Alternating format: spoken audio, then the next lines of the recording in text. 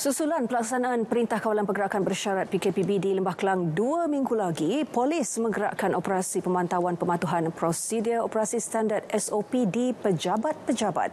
Lokasi di sekitar Petaling Jaya itu bagi memastikan penularan jangkitan COVID-19, membabitkan kluster tempat kerja dapat dicegah. Wartawan Ravin Shamugam melaporkan.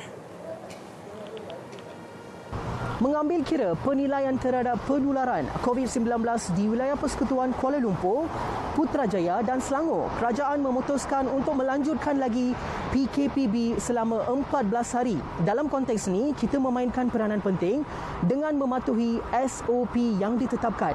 Kita perlu membantu kerajaan dalam proses untuk mempercepatkan penamatan PKPB yang dilaksana. Adakah anda berhasrat kerajaan untuk melanjutkan lagi PKPB? Fikirkan. Menurut Ketua Polis Daerah Petaling Jaya, ACP Nik Ezani Muhammad Faizal, 21 pejabat meliputi sektor awam dan swasta di sekitar Petaling Jaya diperiksa. Pihaknya menyasarkan menjalankan operasi sama sekurang-kurangnya ke 100 pejabat minggu ini. Ianya diketuai oleh Ketua Polis Balai sendiri, bukan orang lain. Ketua Polis Balai sendiri mesti pergi ke pejabat-pejabat itu dan mereka akan berkomunikasi.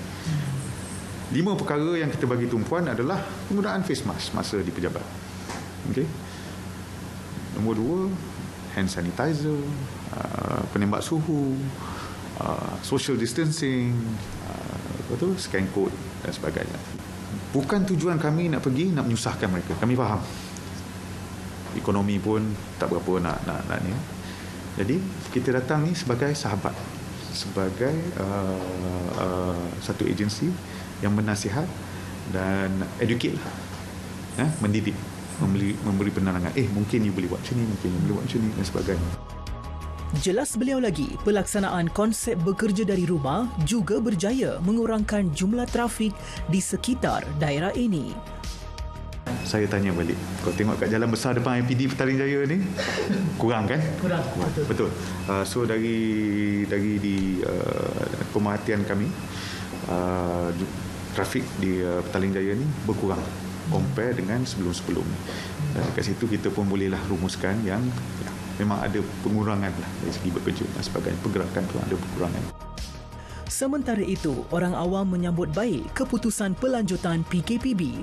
Mereka sependapat semua pihak perlu bekerjasama sebagai satu pasukan bagi menyekat jaringan penularan virus, seterusnya memulihkan ekonomi negara.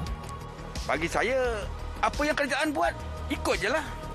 Tapi ada juga yang perangai-perangai yang tak ambil tahu, yang bagi nombor telefon tipu, yang tak mau tulis SOP ni, tulis nama pun ada, berdegil pun ada. Itu sebablah yang berjangkit ni, penyakit ni lagi meningkat. Dari hati kecil saya, kalau dari segi kesihatan, dia patut diadakan, disambung semula untuk kepentingan orang ramai. Tapi dari segi ekonomi pula, untuk saya yang seorang yang peniaga, penjana bersama kerajaan untuk ekonomi kita, memang merumitkan bagi saya. Sebab saya perlu merentas dari satu negeri ke satu negeri. Contoh saya daripada Nilai, saya nak ke KL sebab urusan kerja saya di KL banyak. So saya kena pergi balai. Tapi suka tak suka, saya kena ikut. Saya sendiri pun kalau nampak saya nak tegur je, tapi takut kita dianggap menyebuk pula. Tapi ada satu perkara saya tegur juga.